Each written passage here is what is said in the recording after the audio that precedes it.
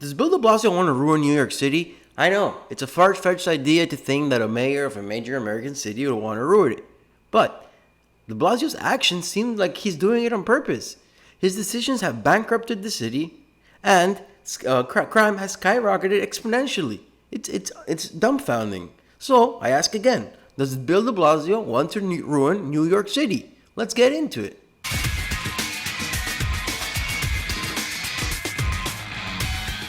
Crime.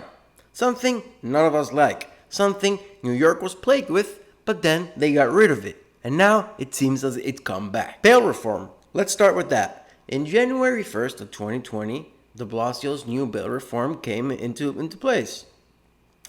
What this meant was that most of the people that got arrested would be released without being held on bail. 90% of people arrested are let go. Bail is reserved for the most heinous of crimes. So, if, for example, you rob a store with a gun, you're going to get arrested, charged, and let go. Because that's not heinous enough for de Blasio to hold you.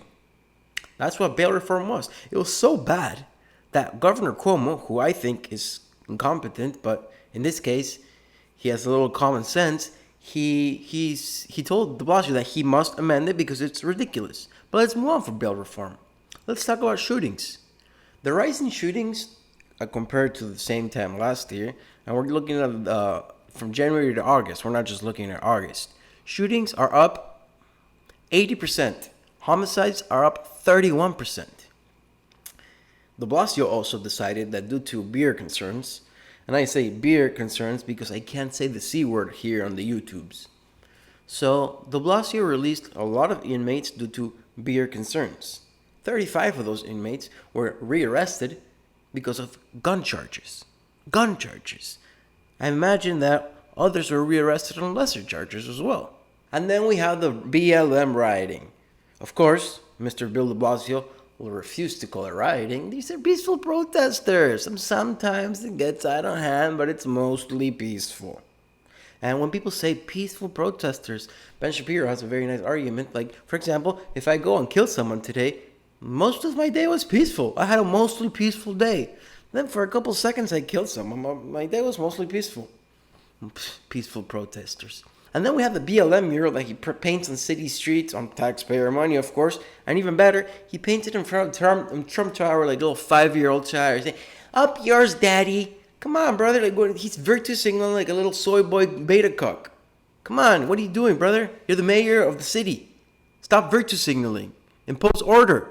And a poor black lady goes to the BLM mural, tries to paint over it, and she gets charged with a hate crime. Can you believe it? I can't. And while we're talking about hate crimes, why does Bill de Blasio single out Jews all the time? When he was talking about the beer measures, he kept singling out Jews. When a prominent rabbi died and the Jews were going to have a funeral for him, he singled them out. He said, "If you have a funeral and people gather, I'm going to send the agents to arrest you." In his tweets, he kept talking about the Jews. He closed down a park, literally with locks, where little Jewish kids play. People had to go there and break the locks themselves. There's even a video of it. Hold on. Open it up wide. More wide.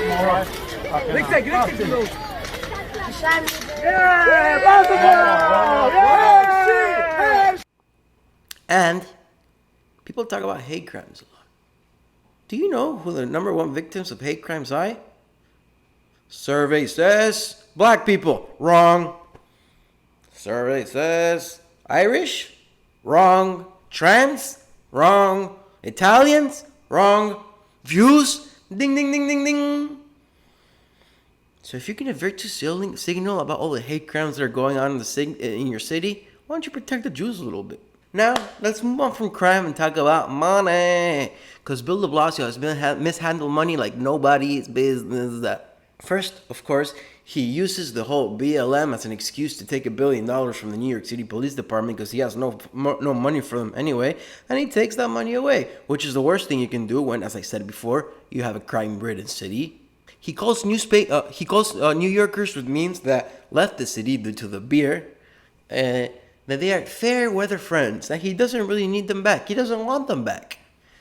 You need them back, Bill. Even Andrew Cuomo says so. Actually, Andrew is begging wealthy New Yorkers to come back because the tax base is gone. And he admitted the wealthy New Yorkers pay 50% of the All taxes. day long, who are now in the Hamptons house, who also lived here, or in their Hudson Valley house, or in their Connecticut weekend house. And I say, you got to come back.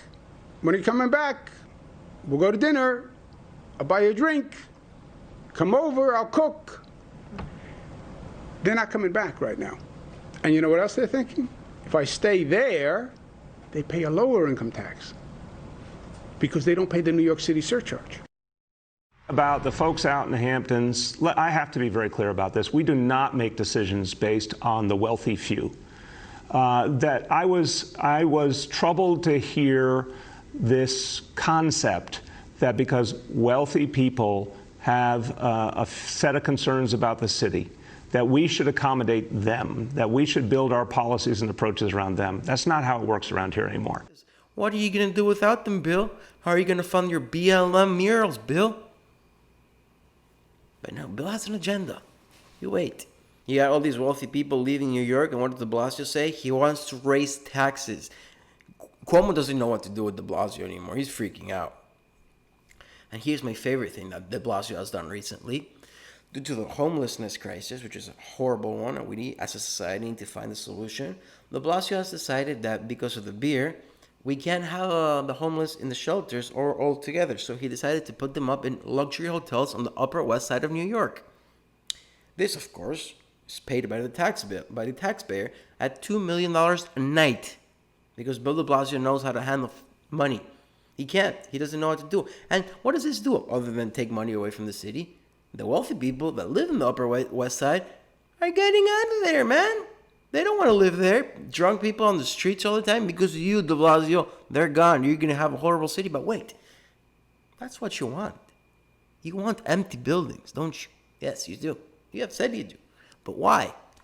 Why does the mayor of New York City want the buildings of New York City to be empty?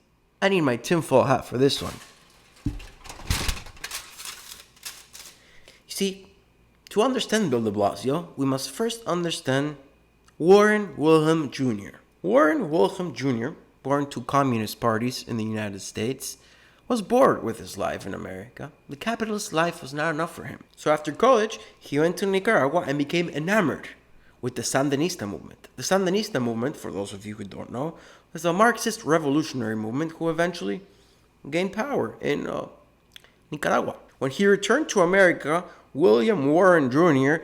joined the Nicaraguan Solidarity Movement in New York, whose goal was to replace capitalism with democratic socialism, which isn't really a thing. But why am I talking about Warren William Jr., this communist dude? Who cares? Well, here's the thing. If you fast forward to 2001, Mr. Warren William Jr. changed his name to what? You guessed it. Bill de Blasio. Now, could it be that Bill de Wilhelm Jr. wants to take buildings from people, individual capitalistic Americans, and turn them into government-owned structures?